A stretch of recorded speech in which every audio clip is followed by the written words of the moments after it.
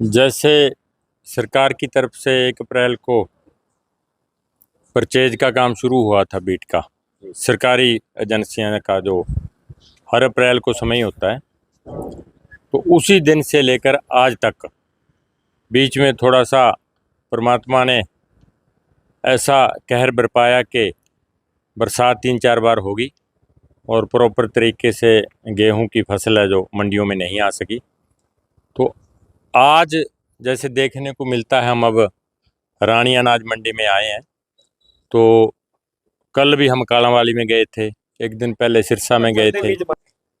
तो उसमें से जिस तरीके से किसानों को बड़ी परेशानी है, और सबसे बड़ी बात तो ये है कि बायोमेट्रिक वाली जो सरासर ही किसानों पे जे थोपया हुआ एक सरकार की तरफ से गलत जो कानून कहते हैं वैसे तो वो, और दूसरा उन्होंने एक ट्रैक्टर का नंबर प्लेट का, लेकिन आज मेरी किसी अधिकारी से बात हुई थी, वो कह रहे थे इसमें छूट दी गई है।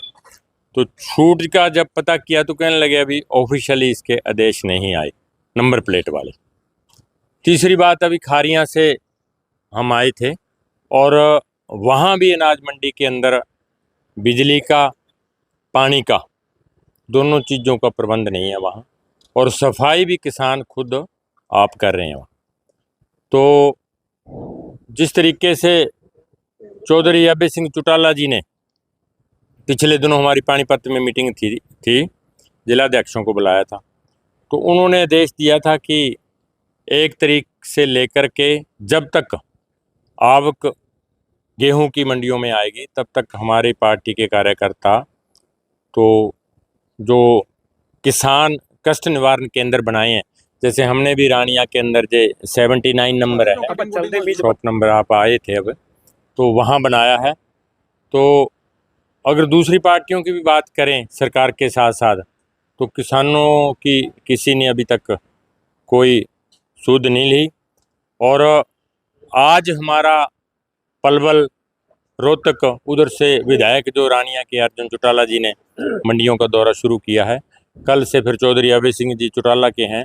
उसके बाद इसी कड़ी में 15 तारीख को सिरसा जिला के किसान इकट्ठे होकर के अनाज मंडी सिरसा में चौधरी अभय सिंह चौटाला जी 2 बजे दोपहर में अनाज मंडी सिरसा में पहुंचेंगे और जो किसानों की परेशानियां है उसको दूर करने का काम करेंगे। और उम्मीद भी करता हूं सारे ज़िले के किसान वहां उस दिन पहुंचेंगे। और उस दिन जो यहाँ तो गेट खुले मिले रानिया के, सिरसा अनाज मंडी के गेट बंद कर रखे है, मार्केट कमेटी का एक ही मेन गेट खुला है।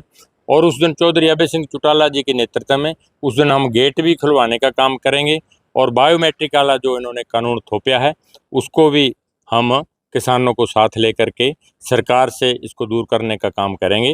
और जहाँ तक फिर भी अगर सरकार ना मानी तो जे हमेशा जैसे चौधरी देवीलाल की पार्टी है, उन्होंने हमेशा चौधरी ओम प्रकाश चौटाला ने जिस तरीके से इसको खींचा है, और अभय सिंह चौटाला जी ने उसी पार्टी का आज जिस तरीके से उसकी नीतियों को आगे बढ़ाते हुए और किसानों के साथ, एक बार मैं आपको पुरानी बात बताता हूँ 79 की, उस टाइम मोरारजी देसाई प्रधानमंत्री थे देश के, तो किसानों की जब बात आई थी तो मोरारजी देसाई ने चौधरी देवीलाल को कहा था, क्योंकि ये किसानों के हक में खड़े थे, और उन्होंने कहा कि आप एक प्रदेश के मुख्यमंत्री हो, ये आप चौधरी देवीलाल जी क्या कर रहे हो। उन्होंने कहा, कहने लगे मैं किसान पहले हूँ, किसान का बेटा पहले हूँ, मुख्यमंत्री बाद में हूँ, और उन्होंने त्याग पत्र दे दिया था।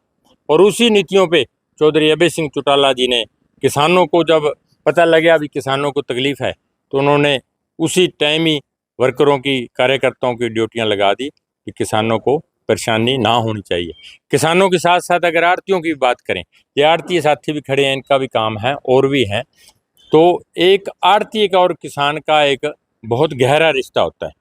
अगर किसान को कोई ज़रूरत होती है तो बैंक में जहाँ कहीं और नहीं जाएगा, वो आड़तियों के पास जाएगा, आपस में उसकी साझेदारी होती है। अब 6 महीने के बाद जब फसल आती है तो जो रिटर्न करने का मौका होता है, जो उधार लिया होता है किसान ने आड़तिये से, तो रिटर्न का वक्त है। तो अब देखें तो कणक में भी मॉइस्चर के नाम से 10-10, 12-12 किलो एक क्विंटल के पीछे काट लगाई जा रही है। ये भी सरासर गलत है। ऊपर से परमात्मा की मार है, इधर से सरकार मार रही है। किसान तो सारी जगह फंसा हुआ है। 2 दिनों से मंडी में 2 दिन के लिए हड़ताल भी कर रखी है गाड़ियां। हाँ, मेरे को पता लगा था। हम अब हड़ताल पे, उनकी जायज मांग है आड़तियों की। तो बायोमेट्रिक वाली बात पे भी है उनका।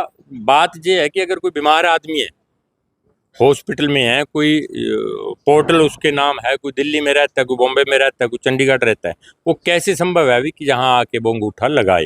बीमार आदमी, आपने 3 दिन पहले एक वीडियो देखी होनी बीमार आदमी की, तो उसकी यूरिन की नलकी भी लग रही थी। तो ये नहीं होना चाहिए। किसान, मेरी बात सुनो, जो और लोग हैं जो प्रोड्यूस करते हैं और चीज़ें, उनका तो बायोमेट्रिक में उसमें आता नहीं, वो तो सीधा बेच सकते हैं। किसान के क्यों ये है कि जो प्रोड्यूस वो चीज़ करता है कि उसका बायोमेट्रिक वो खुद आए? कोई कहाँ रहता है, कोई कहाँ रहता है, तो ये सरासर बिल्कुल गलत है।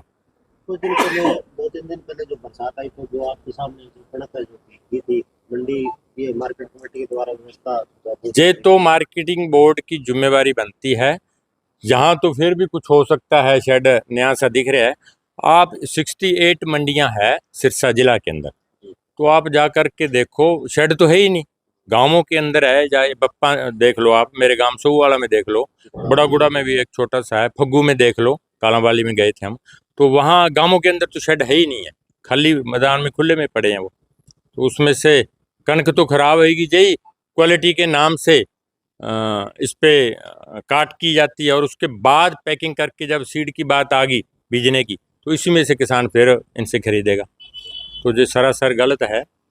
तो मैं तो आपके माध्यम से सरकार से मांग करता हूं कि जो किसानों को ये दिक्कत आ रही है, इसको जल्दी दूर किया जाए, नहीं तो इंडियन नेशनल लोकदल सड़कों पे उतरने से गुरेज नहीं करेगी।